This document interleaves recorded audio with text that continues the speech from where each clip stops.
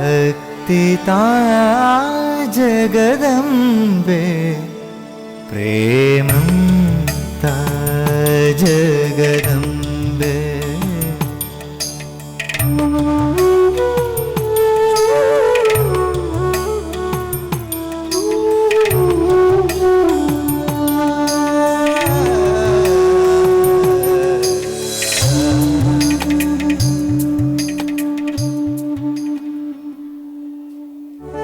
പ്രേമസ്വരൂപികളും ആത്മസ്വരൂപികളായിരിക്കുന്ന എല്ലാവർക്കും നമസ്കാരം.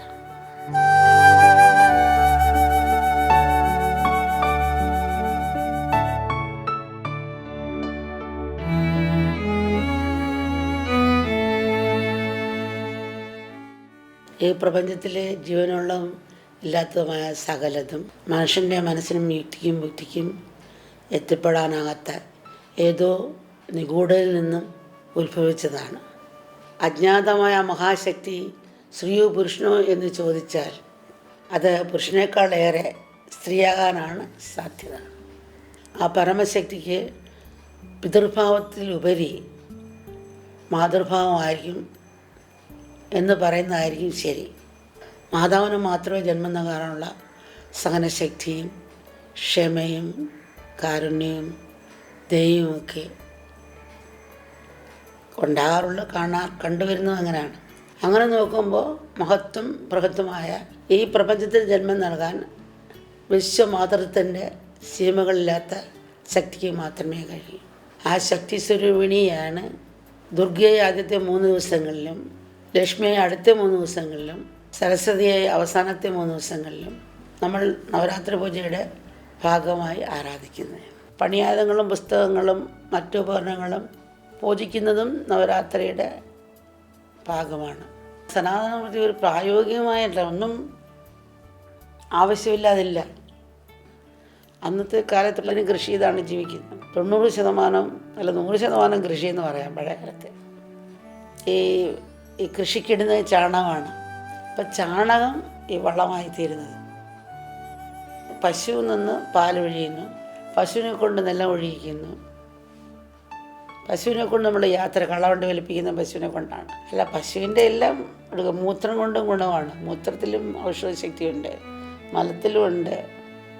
അത് ചാരമാക്കിയാലും ഭസ്മാക്കുമ്പോഴും ചിത്തൌഷധമാണ് ഭസ്മം. ഒന്നും വേസ്റ്റില്ലെന്നുള്ള അമ്മ ഇത് പറയുമ്പോൾ അമ്മ ഒരു കഥ ഓർക്കുകയാണ്. ഒരുത്ത് ഗ്രാമത്തിൽ പ്രസിദ്ധമായ ഒരു വൈദ്യനാണ്. അപ്പോൾ കുറേ ശിഷ്യർ പഠിക്കാൻ വന്നു, പഠിച്ചുകൊണ്ടിരിക്കുകയാണ്. അപ്പോൾ ഒന്ന് ഇവരെ പറഞ്ഞു നിങ്ങൾ ഈ ഗ്രാമത്തിൽ പോയിട്ട് കാട്ടിലൊക്കെ പോയിട്ട് ഔഷധ ഗുണമില്ലാത്ത എന്തെങ്കിലും ഉണ്ടേപ്പിച്ച് കൊണ്ടുവരാൻ പറഞ്ഞു. അപ്പോൾ കുറേ ശിഷ്യരുണ്ട്, 100 കണക്കിന് ശിഷ്യരുണ്ട്. അവരെല്ലാം പോയി ചിലതൊക്കെ ഓരോരുത്തരും ഓരോ രീതിയിലുള്ള പിച്ച് കൊണ്ടുവന്നു. ഒരു ശിഷ്യൻ ഒന്നും കൊണ്ടുവന്നില്ല. കുറേ വൈകി വന്നു. എന്താ നീ വൈകി വന്നത്? ഞാൻ കുറേ നടക്കേണ്ടി വന്നു. ആ ഗ്രാമം വിട്ട് അടുത്ത ഗ്രാമത്തിലൊക്കെ പോയി, അതുകൊണ്ടാണ് വൈകിയത്. അവിടെയൊക്കെ പോയത് അങ്ങ് പറഞ്ഞ ഔഷധ ഗുണമില്ലാത്ത ഏതെങ്കിലും കൊണ്ടുവരാൻ പറഞ്ഞു. ഞാൻ നോക്കുമ്പോൾ ഔഷധ ഗുണമില്ലാത്ത ഒരെണ്ണവും ഇല്ല. പാമ്പന് നോക്കിയാലും അതിനും ഔഷധമുണ്ട്, അതിന് വേറെ ഇല്ലാതാക്കാം. ഇതിന് ഒരു ഗുണം കാണുന്നു. അതുകൊണ്ട് ഞാനൊന്നും എടുക്കാൻ വന്നു. അപ്പോൾ ഈ ലോകത്തിലൊന്നും നിസ്സാരമല്ല. അതുകൊണ്ടാണ് അമ്മ പ്ലെയിൻ്റെ എഞ്ചിൻ കടലും പറക്കാൻ പറ്റില്ല, സ്ക്രൂയിലും പറക്കാൻ പറ്റില്ല എന്ന് പറയുന്നത്. അപ്പോൾ എല്ലാത്തിനെയും സ്നേഹിച്ചുകൊണ്ട് നീങ്ങണം. നമ്മളൊരു ഉപകരണം മേടിച്ചാൽ അത് നന്നായി പ്രവർത്തിക്കണമെങ്കിൽ ആ ഉപകരണം നമ്മൾ ഇടയ്ക്ക് ഓയിലിട്ട് അല്ലെങ്കിൽ അത് പൊടികളെല്ലാം തുടച്ച് വൃത്തിയായി സൂക്ഷിക്കണമല്ല. പോയിട്ട് ഒരു ഫാൻ പോലും നമ്മൾ സൂക്ഷിക്കണം. കുറച്ച് കഴിഞ്ഞാൽ തുരുമ്പിക്കുക, അതിനകത്ത് പൊടി പിടിച്ചിരിക്കുക. നമ്മൾ ഓൺ ചെയ്യുമ്പോൾ ആദ്യത്തെ പൊടി മുഴുക്കി നമ്മുടെ അകത്തായിരിക്കും. എന്ത് ചെയ്യുമ്പോഴും അതിൻ്റെ ഗുണങ്ങൾ കിട്ടണമെങ്കിൽ അതിന് പിന്നിലൊരു ജ്ഞാനം ഉണ്ടാകണം. ആ ജ്ഞാനം നമ്മൾ മനസ്സിലാക്കിയ കർമ്മം ചെയ്യണം. നമ്മുടെ ഈ ശരീരം നമുക്ക് കിട്ടിയിരിക്കുന്ന ഉപകരണമാണ്, ഈശ്വര സാക്ഷാത്കാരമാണ്. അതുകൊണ്ടുള്ള ശരിക്കുള്ള പ്രയോജനം അതിനുപകരിക്കുന്ന രീതിയിൽ ആദരവോടെ നമ്മളതിനെ പരിരക്ഷിക്കണം. ഉപകരണം നമ്മുടേതാണെങ്കിലും അത് നമ്മളിൽ നിന്ന് ഭിന്നമാണ്. നമ്മൾ ഉപകരണമല്ല, അതുപോലെ നമ്മൾ ശരീരമല്ല. എന്ന ബോധം വളർത്തണമെന്ന സന്ദേശവും കൂടി ഇതിലുണ്ട്. കേരളത്തിൽ വിജയദശമി നാളിൽ കുഞ്ഞുങ്ങളെ അറിവിൻ്റെ ആദ്യ അക്ഷരങ്ങൾ എഴുതാൻ പഠിക്കാൻ വേണ്ടി നമ്മൾ എഴുത്തിനിരുത്താറുണ്ട്. മനുഷ്യന് ഈശ്വരന് കിട്ടിയ വരദാനമാണ് അറിവ്. അക്ഷരമെന്നാൽ നശിക്കാത്ത എന്നാണ് അർത്ഥം. ഈ ലോകത്തിൽ താരതമ്യേന നശിക്കാത്തതാണ് അറിവ്. ശാസ്ത്രം പഠിച്ചവരുടെ അനുഷ്ഠാനങ്ങൾ കൃത്യമായി തന്നെ പാലിക്കേണ്ടതാണ്. അക്ഷരശുദ്ധിയും അർത്ഥബോധവും ഒക്കെ പ്രധാനം തന്നെ. എങ്കിലും അതിലുപരി ഈശ്വരൻ നമ്മുടെ നിഷ്കളങ്ക മനസ്സാണ് ആഗ്രഹിക്കുന്നത്. ആ നിഷ്കളങ്കത എന്ന് വെച്ചാൽ അവിടുന്നാണെല്ലാം ചെയ്യിക്കുന്നുള്ള ആ ശരണാഗതിയുടെ ഒരു തത്വമാണ്. പിന്നെ അന്ധകരണ ശുദ്ധി അതിൽ കൂടെ വരുന്നുണ്ട്. നമുക്ക് ഒരു കൊച്ചുകുട്ടി അടുത്തുള്ള ദേവീക്ഷേത്രത്തിൽ പോയി നിത്യവും പ്രാർത്ഥിക്കുന്നതാണ്. നീ എപ്പോഴും അവിടെ പോയിന്നുണ്ട് മാനയ്ക്ക് എന്തൊക്കെയോ പറയുന്നുണ്ടല്ലോ, നീ എന്ത് സ്ത്രീയാണ് നിത്യവും അവിടെ പോയി ചെല്ലുന്നത്? കുട്ടിയോട് മറ്റൊരാൾ ചോദിക്കുകയാണ്. കുട്ടി പറഞ്ഞു, എനിക്ക് സ്തുതിയും സ്തോത്രമൊന്നും എനിക്കറിയില്ല, അക്ഷരമാല ഞാൻ പഠിച്ചുകൊണ്ടിരിക്കുകയാണ്, അതേ അറിയാവുള്ളൂ. ഞാൻ അമ്പലത്തിൽ ചെന്ന് അമ്മയോട് പറയും, അമ്മ എനിക്ക് അക്ഷരമാല മാത്രമേ അറിയാവുള്ളൂ. എന്നിട്ട് ഞാൻ അക്ഷരമാല പറയും, അമ്മയ്ക്ക് ഈ അക്ഷരമാല കൊണ്ട് ഏത് സ്തുതി സ്തോത്രവും ഒക്കെ ഉണ്ടാക്കാൻ കഴിയുമല്ലോ, അതുകൊണ്ട് ഇത് അമ്മ എൻ്റെ സ്തുതിയായി സ്വീകരിക്കണേ. ഈ കുട്ടിയുടെ പോലെ നമ്മളിൽ നിഷ്കളങ്കമായ ഭക്തി ഉണ്ടെങ്കിൽ ഈശ്വരപ്രാപ്തി എളുപ്പമാണ്. അക്ഷരങ്ങൾ വാസ്തവത്തിൽ ദൈവയുടെ രൂപം തന്നെയാണ്. ഇപ്പോൾ ആശാൻ്റെ അടുത്ത് നമ്മൾ അക്ഷരം എഴുതാൻ എഴുതാൻ കൊണ്ടുപോവാണ്. അപ്പോൾ ആശാൻ പിടിക്കുന്നത് ഈ ചൂണ്ടുവിരലാണ്. ഈ വിരൽ പിടിച്ചാണ് കൈ കൊടുത്ത് ശരണാഗതിയുടെ ഒരു തത്വമാണ്. അഹങ്കാരം ഗുരുവിൽ സമർപ്പിക്കുക. മറ്റുള്ളവരുടെ തെറ്റിച്ചുകൊണ്ടെന്ന് ഈ വരില്ല. അഹങ്കാരത്തിൻ്റെ മറ്റുള്ള തെറ്റിക്കൊണ്ടെന്ന് 3 തെറ്റ് നമ്മൾ ഇരിക്കുമ്പോഴാണല്ലോ ഒരു തെറ്റിനെ ചൂണ്ടുന്നത് മറ്റുള്ളവർ. അപ്പോൾ ആ വിരൽ ഗുരുവിൽ സമർപ്പിക്കുക, ഗുരുവെന്ന് വിദ്യ സ്വീകരിക്കുക. ആ ഒരു വിനയവും സമർപ്പണവും ഉണ്ടായാൽ കൃപ തന്നെ നമ്മളിലേക്ക് വരും. ദേവിയുടെ അനുഗ്രഹം ഉണ്ടായാൽ എല്ലാ ദിവ്യ ഗുണങ്ങളും പ്രകാശിക്കും. ദുഃഖങ്ങളെല്ലാം ഒഴിഞ്ഞ് ആത്മാനന്ദ ലോകത്തിലേക്ക് നമ്മൾ നടത്തുമെന്നുള്ള വാസ്തവത്തിൽ ഇത് 9 ദിവസം മാത്രം നടത്തേണ്ട പൂജയോ ആരാധനയോ അല്ല. പൂർണ്ണത പ്രാപിക്കുന്നവരെ നമ്മൾ നിരന്തരം തുടരേണ്ട സാധനയാണിത്.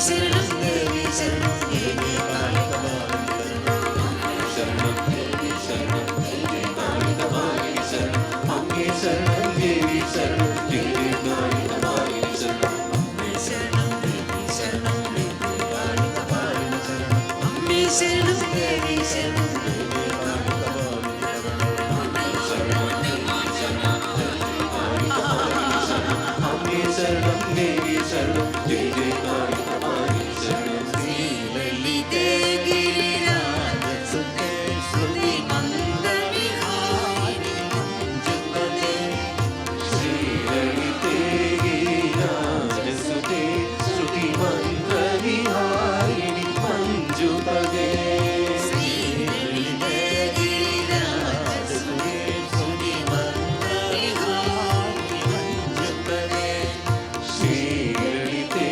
ഗിരിരാജസുതേ ശ്രുതി മന്ദവിഹാരിണി മഞ്ജുപതേ ശിവരമണി ശിവഭാവയുതേ ശ്രീനാഥസഹോദരി ഹരിഭവതി ശിവരമണി ശിവഭാവയുതേ ശ്രീനാഥസഹോദരി ഹരിഭവതി അമ്മേ ശരണം ദേവി ശരണം ദേവി കാളിക ശരണം അമ്മേ ശരണം ദേവി ശരണം ദേവി കാളിക ശരണം അമ്മേ ശരണം ദേവി ശരണം ദേവി കാളിക ശരണം അമ്മേ ശരണം ദേവി ശരണം ദേവി കാളിക ശരണം അമ്മേ ശരണം ദേവി ശരണം ദേവി കാളിക ശരണം അമ്മേ ശരണം ദേവി ശരണം ദേവി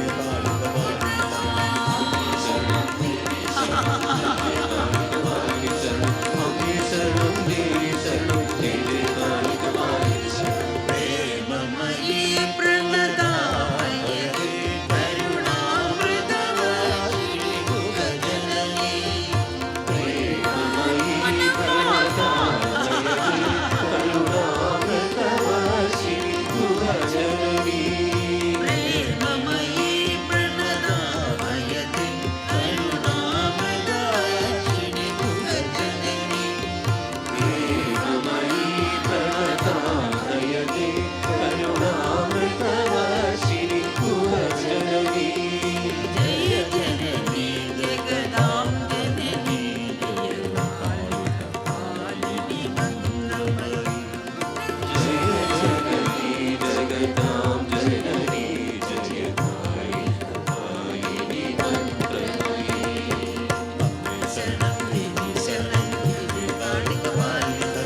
അമ്മേ ശരണം ദേവി ശരണം ദേവി കാളിക ശരണം അമ്മേ ശരണം ദേവി ശരണം ദേവി കാളിക ശരണം അമ്മേ ശരണം ദേവി ശരണം അമ്മേ ശരണം ദേവി ശരണം ദേവി കാളിക ശരണം അമ്മേ ശരണം ദേവി ശരണം ദേവി കാളിക ശരണം അമ്മേ ശരണം ദേവി ശരണം ദേവി കാളിക ശരണം അമ്മേ ശരണം ദേവി ശരണം ദേവി കാളിക ശരണം അമ്മേ ശരണം ദേവി ശരണം ദേവി കാളിക ശരണം അമ്മേ ശരണം ദേവി ശരണം ദേവി കാളിക ശരണം അമ്മേ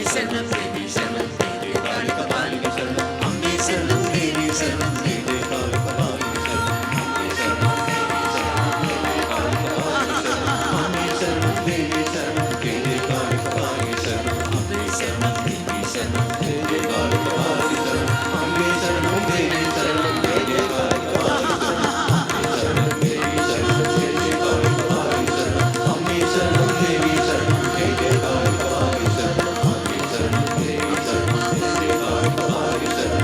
ശരണം ദേവി ശരണം ദേവി കാളിക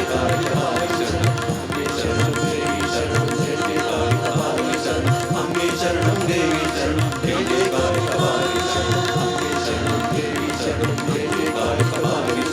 അമ്മേ ശരണം ദേവി ശരണം ദേവി കാളിക അമ്മേ ശരണം ദേവി ശരണം ദേവി കാളിക അമ്മേ ശരണം ദേവി ശരണം ദേവി കാളിക അമ്മേ ശരണം ദേവി ശരണം ദേവി കാളിക അമ്മേ ശരണം ദേവി ശരണം ദേവി കാളിക ശരണം കര കാണാത്തൊരു കരുണ അലയിളകും നൻപിൻ പെരുമാ നിലയറിയാത്ത നിതാന്ത നിയോഗം നിലയറിയാത്ത നിതാന്ത നിയോഗം അറിയുകയൻ ഗുരുവേ.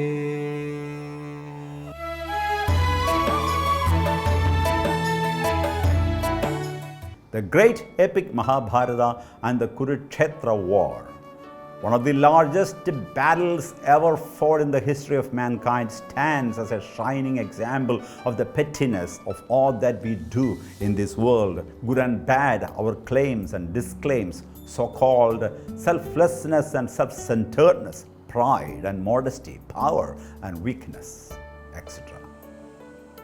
One needs only to take a glance at the casualties and losses versus the irrelevance of the so-called victory or gain the Pandavas had.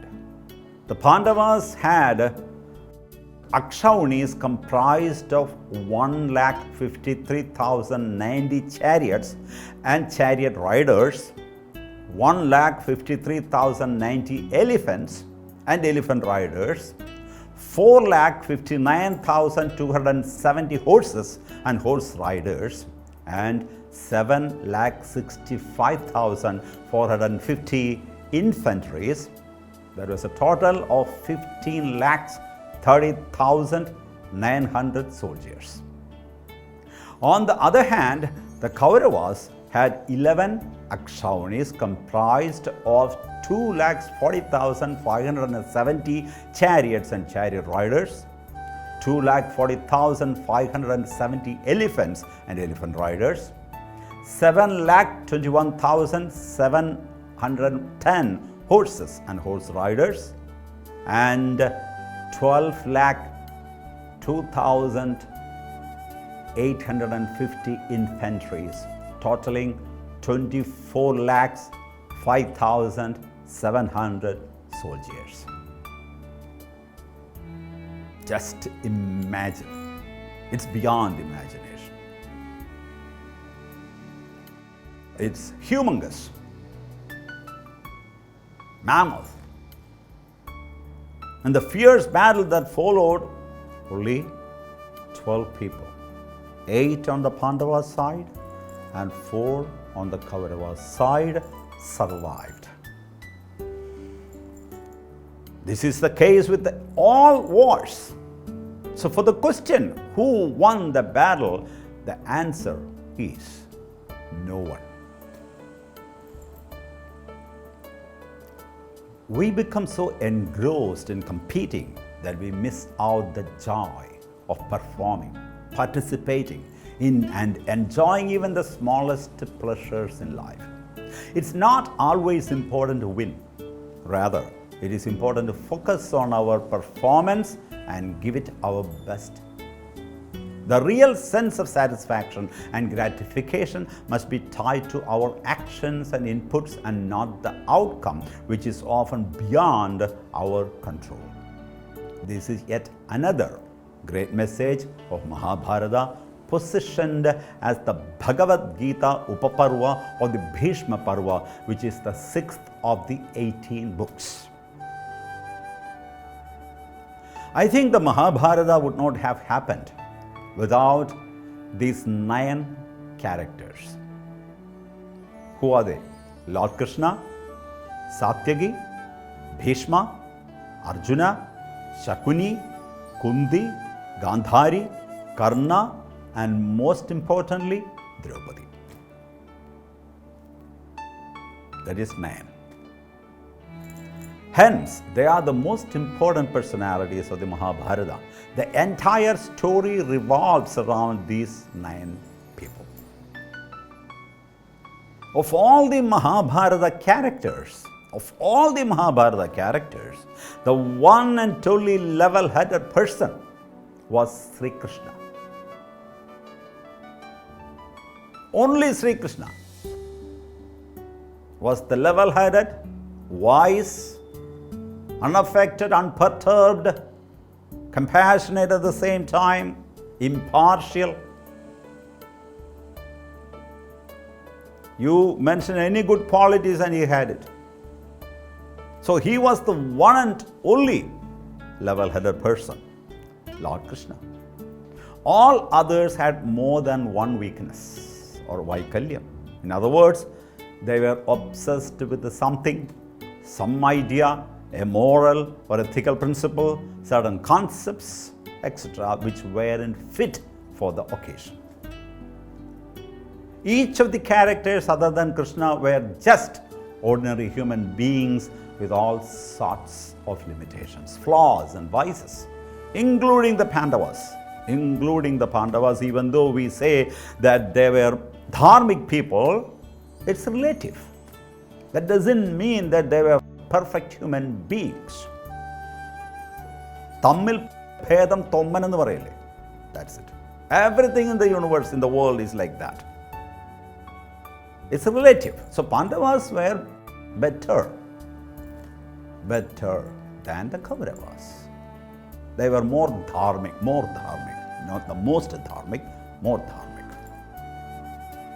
Of course, they were all very powerful people endowed with extraordinary capabilities.